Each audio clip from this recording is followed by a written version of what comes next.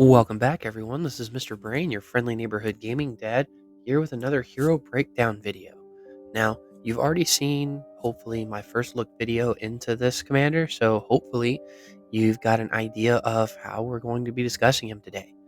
But we'll be doing this in our usual fashion. We'll go over their skills, different ways we plan on using them in combat, a good talent tree build for them, and good pairs for maximizing their potential.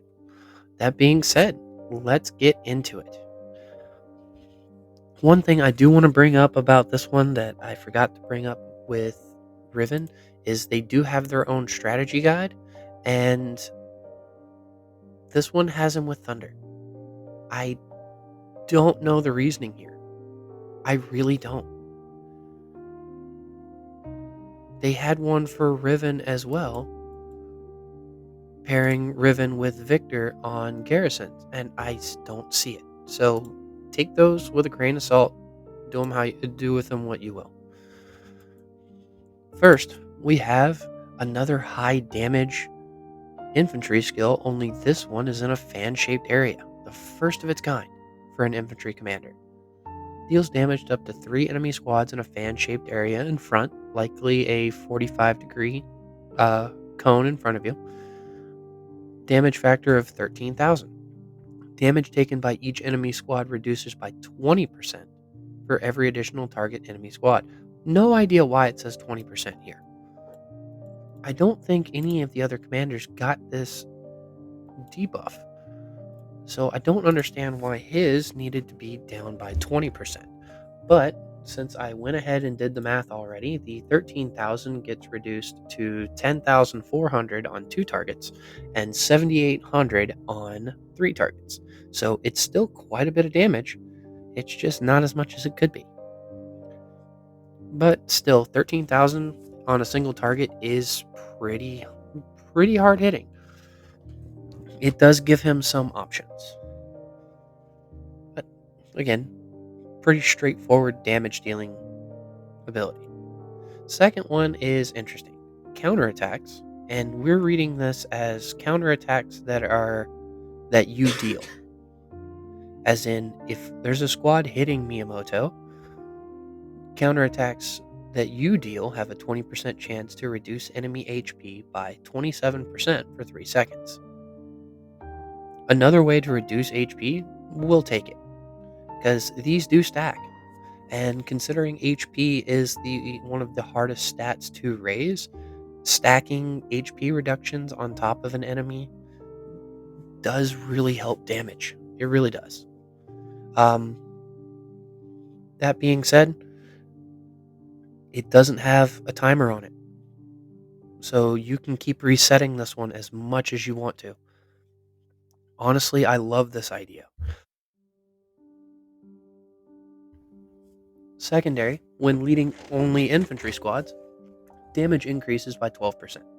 This doesn't have anything to do with the first part, but you do have to be leading only infantry squads. Third skill, pretty straightforward, only a 30% increase to squad attack and an infantry travel speed buff. Infantry is already notoriously slow, so giving them a 15% buff isn't as much as you would think it is, considering the standard rider buff is anywhere from 25 to 30 on most rider commanders if they're going to give one. So a 15% buff to an already slow unit isn't going to do them too many favors.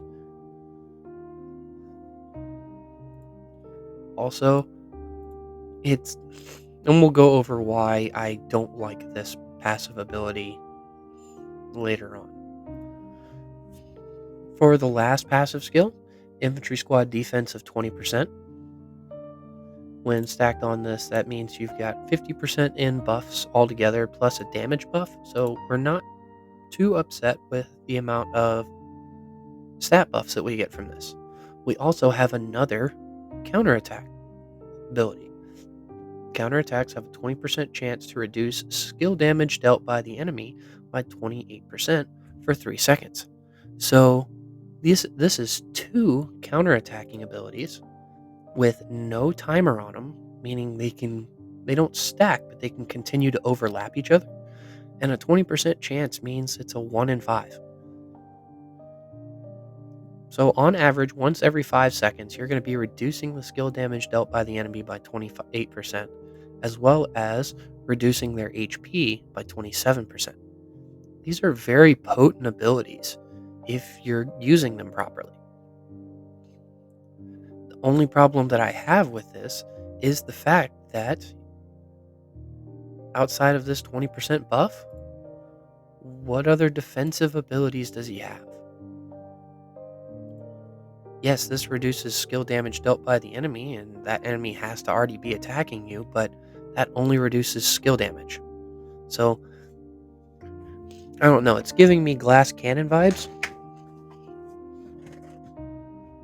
without enough of the cannon. And his awakened skill honestly pisses me off. We've gotten better awakening skills out of epic commanders. Here, I believe there's one epic commander that actually did this better than him. Yeah, right here. We got a 15% increase to Rider Squad defense from freaking Park, and a 15% increase to travel speed after leaving a battle. Buffed both stats by more than the buff that Miyamoto gets from his own awakening. Stupid. Does it put it at 40%? Sure.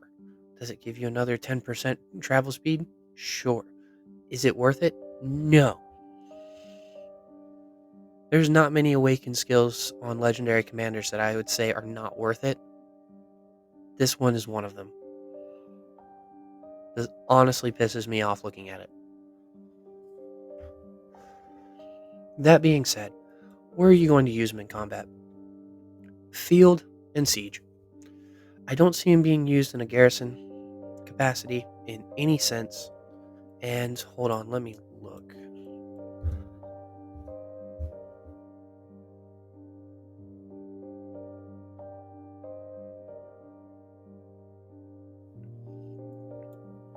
Yeah, I really don't know who I would put him with if I was going to try and run a garrison. Unless I wanted to try and see if I could abuse the 2 counterattack methods, I would have to put him with someone extremely tanky. And at that point, I feel like I have better options than that. So maybe that's what they were thinking of when they wanted to put Thunder with him. But I don't see it. I just don't. If you pair Thunder with Miyamoto in a garrison, then you can make use of the counterattacking abilities. However, there's a lot of instances that people don't want to swarm a Thunder. And while, yeah, he would make that even worse, if they're already not doing it, there's no incentive to. And if you put Thunder on the field with Miyamoto, no one wants to hit Thunder. So, I don't know. Anyways, how would I use him? He does hit pretty hard. So, let's pair him with people that are going to boost that damage. The 3 infantry commanders that come to mind, no particular order. Eddie.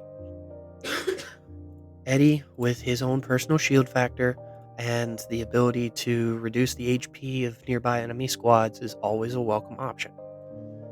He does provide a little bit more in stat buffs on the defensive side of things, with 30% increases to defense and HP, as well as a nice counter damage buff if he does end up getting hit. However, when you're running Eddie, you don't want to get hit by that counter damage. So, if you do run Eddie as the lead, running Miyamoto does give an AoE option for his damage and would kind of draw a little bit of aggro towards him, but I don't think it's going to be enough for Eddie to get hit. However, just know that that does give you that option for dealing a little bit more damage with an Eddie lead. I personally like the idea of pairing him with either Robert or a Dud. Robert, reducing the HP of the target of the primary target by 25% and weakening them, having a little bit of survivability with the additional shield that he can trigger on himself and allies, so a nice attack and damage deflection off of his shield. Counter burn is kind of lackluster, but honestly, if you've got that reduction in HP, if you're trying to focus down one target and you happen to hit two others along the way, I don't think anyone's going to be too upset about it.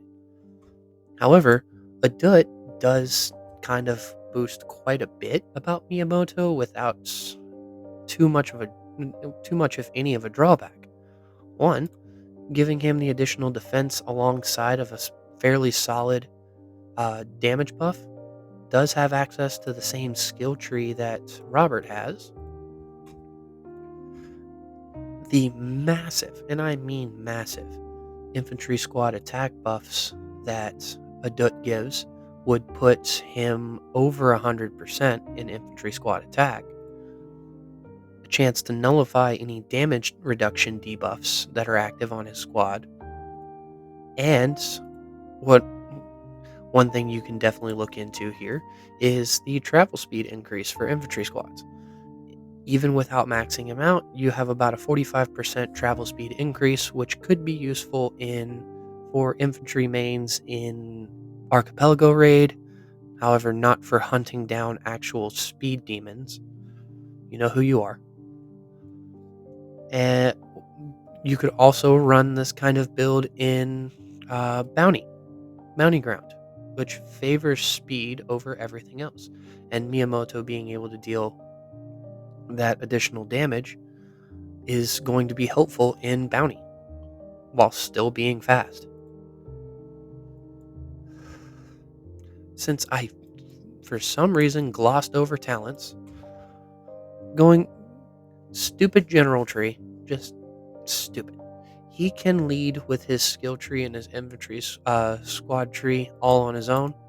So let's go ahead and take a look at a Dut for those talents. Skill tree, max out. No reason not to.